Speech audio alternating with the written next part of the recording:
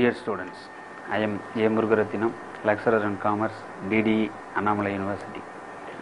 So it gives me immense pleasure to meet you through this media. And the topic of the talk is evolution of cooperation. You know that evolution means the origin. So you want to study about the concept of cooperation right from its inception to the present context. So that is to say evolution of cooperation. So as far as India is concerned, it is only an officially sponsored scheme, unlike other countries where it was started as a people's movement, because there was no urge with the people or even a force to find a solution for the problems of themselves in the then days, and therefore the government spontaneously offered a scheme whereby the concept was emerged. Right. The evolution of cooperation in India could be studied under two broad different heads. One is the pre-independence period, another one is post-independence period. During the pre-independence period, you see that the government sponsored so many schemes to rescue the total rural economy, and it constituted so many committees from time to time to suggest measures to improve the rural economy. Even some experts were sent to overseas countries to probe into the possibility of introducing agricultural banks in India. And among them, one Mr. Frederick Nicholson's report laid the good foundation for the good beginning of the movement in India. And if I say some words about the position of the peasantry, I mean the agricultural industry in the then days, that would be meaningful, because one should know the condition under which the act was being passed. At the end of the 19th century, you know that the peasantry was in the grip of the shawkar, that is persons who collect a higher rate of interest for loans, and the conditions of the agriculturalists were really deplorable. The joint family system was breaking down. As a result of increase in population, more and more people depended on agriculture, and there was a pressure on land. Land has got increasingly divided and subdivided, and the agriculturists were in the grip of or the clutches of the money lenders with very tiny holdings. And then the government thought that the agriculturists could be helped only through some type of cooperative effort. Then two acts were passed. One is the Agriculturalist Loans Act 1884 and the Land Improvement Act 1883. But both of these acts were not coping up with the problem of the rural indebtedness, and hence at last the government thought to sponsor the scheme. In the year 1882, the then Madras provincial government deputed Sir Frederick Nicholson to European countries, especially West Germany, to probe into the possibility of introducing agricultural banks in India. Following that, one Mr. Dupernex, an ICS officer, was also published an interesting and suggestive book entitled The People's Bank for North India. So both of these reports came to the knowledge of the central government in the year 1900, and the government constituted a strong committee, and the committee submitted its reports with schemes for both rural and urban societies, and based upon their recommendations, the bill was passed into law in the year 1904 as the Agricultural Credit Cooperative Societies Act 1904. And during the pre-independence, you can know the important landmarks under 5 different stages known as periods. The first period was between 1904 to 1911, and the second stage was between 1912 to 1918, which was known as a period of hurried expansion, and the third stage was unplanned expansion, and the fourth one was termed as a period of consolidation and reorganization, and the last one was known as a period of recovery, that is during the First World War. So the second stage, that is post independence period, That has relevance with the 5-year plans, because we have our own political and other setup after the independence, and we were fixed the targets in terms of the admission of number of members, opening of a number of societies, the percentage of people to be brought under the cooperative fold, and the number of villages, number of loans, amount of loans to be sanctioned and all. And from time to time we constituted so many committees to suggest measures to improve the scheme. So this is how during the second stage the movement was developed. So I can say there are some landmarks during the whole history of the cooperative movement. Say for example, the All India Rural Credit Survey Committee, which was constituted during the second phase of the movement, and the National Development Council during the second 5-year plan was also constituted, and various working committees on cooperation like transport cooperatives, marketing cooperatives were also constituted, and the All India Rural Credit Review Committee, which was constituted during 4th 5-year plan. So these are all landmarks that you can see. So among them I wish to highlight about the salient features of the 1904 Act, because that you have to mention while studying about the whole history or the emergence of the cooperative movement. So at first instance we passed the Act, Cooperative Credit Societies Act 1904. So as per this Act, any 10 persons who is living in the same town or village can form a society. Societies were classified as rural and urban, and the rural societies bound to have unlimited liabilities, whereas the question was in case of the urban society left to its option, either it can start as unlimited liability or even limited with a limited liability. And see, the Act was provided only for the organization of the credit societies, and what is more is the area of operation of the societies were closely restricted.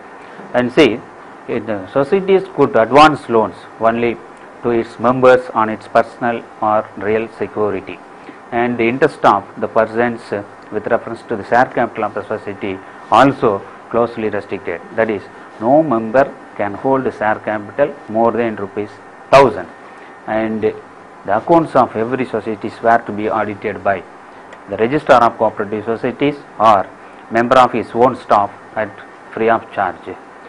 The Act provided for the appointment of registrar of cooperatives at each province level, and what is more is the societies were exempted from the payment of registration fees, income tax and stamp duties, etc. And lastly, the Act provided a legal personality to the societies to raise funds and to carry out its business in the capacity of a corporate.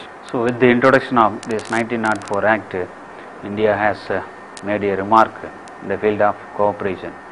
And what is more is there are certain criticism about the 1904 Act. That is to say, the Act did not provide for the organization of non-credit societies. And the second one is a central agency like central banks was not able to constitute as per the provisions laid under this 1904 Act. And the classification of societies into rural and urban was termed as unscientific one. In order to rectify these shortcomings, the second Act during the year 1912, that is the Cooperative Societies Reforms Act, was passed. Special features of this Act were: 1. Any society, whether credit or otherwise, could be organized. The only condition is if it has its object as the promotion of the economic interest of its members in accordance with the cooperative principles. The Act provided for the formation of central agencies like central bank in order to supervise the functions of the primary societies was also provided. And the third one is unless or otherwise directed by the state governments, the liability of the central societies shall be limited and in case of the rural societies, the liabilities would be unlimited, and no member can hold share capital more than ₹1,000 in a registered society. The societies shall have a charge upon the shares and deposits of its members in case of any debt due from such a member, and the societies were exempted from compulsory registration, and even if the state government is interested, it can exempt the societies from the payment of registration fees, stamp duties and all. And every society should have to transfer at least 1/4, that is 25% of its net profit to the general reserve, and subject to the prior claim of the government, the societies shall have the prior claim on any debt due from any such member. So the third landmark in the history of the cooperation is the recommendations made by McLuhan Committee. The committee was constituted during the year 1914, and it has wisely sounded a remark on the hurried expansion of the societies and suggested that maximum efforts should be taken at the time of the formation of societies. So what the recommendations made by these committees were considered as the conditions necessary to make the societies more cooperative. So that is number one. The basic thing in the formation of the society is the selection of honest members, because unless the members are honest, you cannot expect any type of contribution, any kind of contribution to the development of the society. They should have some sort of involvement to develop the society. They must be mentally prepared to contribute something for all the members in the society and for himself. And the second one is, each and every member in a society should know the principles of cooperation. Unless they do not know the concept or philosophy of cooperation, they could not be a good member. The developed society in term cannot be developed, and therefore every member should be inculcated about the philosophy or the principles of cooperation in order to make them integrate with the society, that is with the activities of the society. And the third one is, the societies would advance loans only to its members, that is even to only for productive purposes, and in no situation loans may be given for any speculative purposes. And the society or its members should have a vigilant watch over the utilization of the loans, and if any borrower misproperly appropriated the loan or misapplying the loan, that should be recalled at once. Before sanctioning the loan, the borrower's repaying capacity should be assessed in good terms. Otherwise, you cannot recover the loan lent through the cooperative societies.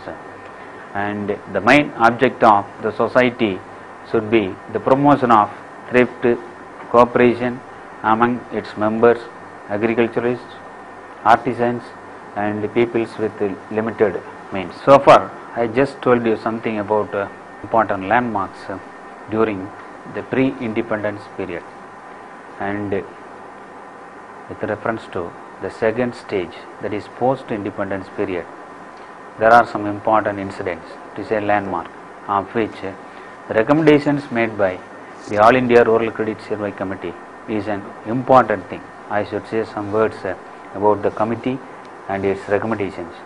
So the committee was constituted during the year 1951, and it has selected 72 agricultural districts all over India and personally interviewed more than 2 lakh agricultural families and submitted its reports in the year 1954.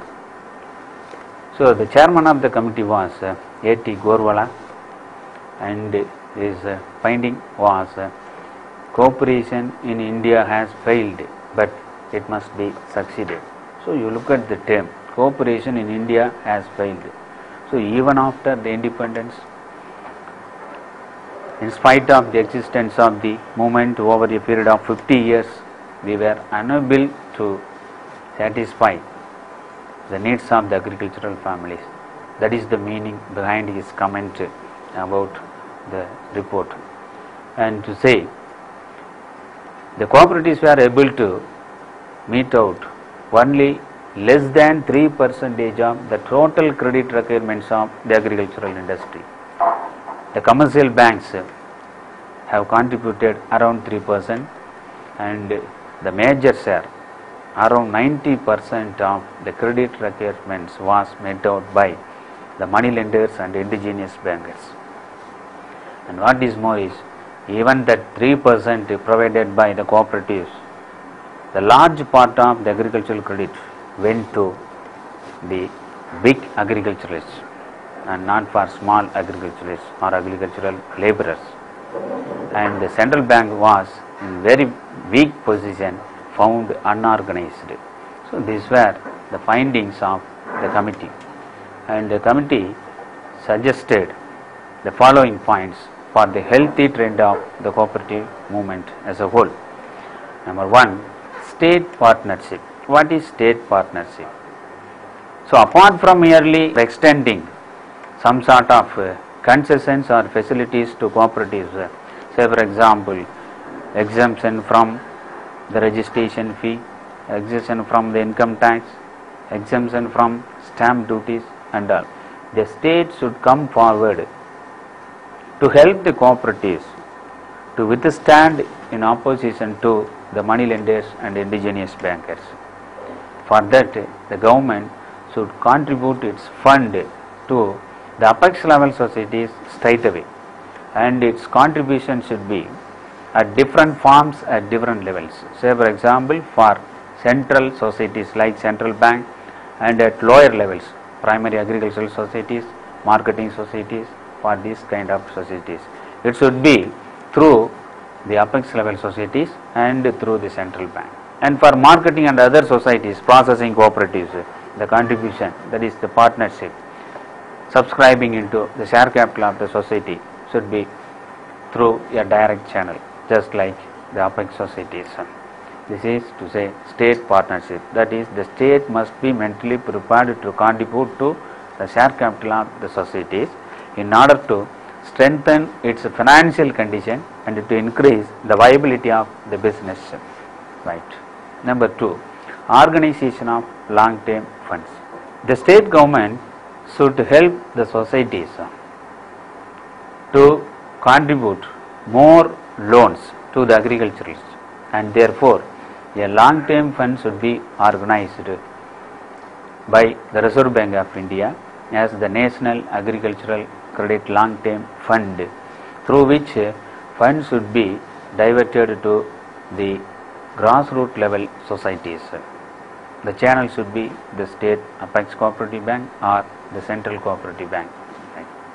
Number 3, organization of large sized societies.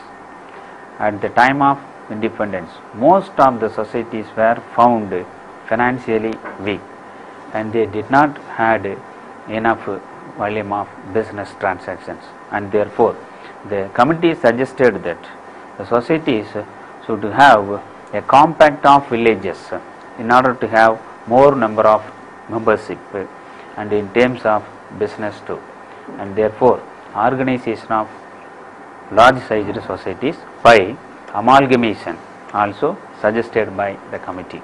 And the third one was linking of credit with marketing. So what is the thing insisted was the primary agricultural cooperative bank should have a close relationship with the primary marketing societies. The primary societies should have a charge upon the crops of the agriculturalists, that is, the crops only or should be sold only through the marketing societies. So there should be a pledge of crop, and they can create a charge on the producers that will lead to the recovery in prompt way. And the fifth one is loans against anticipated crops. So the agriculturalists should be given loans, that is crop loan especially, in terms of the nature of crop and the number of acres to be cultivated, and the loan should be in cash and kind portion, and 2 in installments. It may be given at reasonable installments, and the society should have a close watch on the utilization of loans, and proper steps should be taken in order to make the recovery of the loans. So this is how the linking of credit with marketing was insisted. And the next one is cooperative education and training. As you all know, unless you know about a particular thing, you cannot manage it. Like that, the members of a cooperative institution or the workers, that is to say staff, they should know the principles of cooperation at least. That only will lead them to make them so good to run the society as per the philosophy of cooperation. And the last one is supervision and audit. Here there are two functions. One is supervision and one is audit. Supervision means here the central banks, central agencies should supervise the functioning of the primary cooperative societies and all other primary level societies. And it was the foremost important function of the cooperative department to audit the entire cooperative society. So this is how the committee suggested its recommendations in the year 1954. And as I told you so far, something has relevance with the pre-independence period, and some landmarks, some important incidents which has relevance with the post-independence period. And if you see the development in terms of the number of societies established, the percentage of people brought under the fold of cooperation, and the amount of loans sanctioned, everything, you can see the development of the movement over a period of time at different stages. So if you look at the development of the movement at different stages, you can realize the efforts taken by the government, both pre-independence and post-independence periods. You know that what number of committees were constituted, what number of relief measures were introduced for the development of rural economy and the development of the cooperative movement.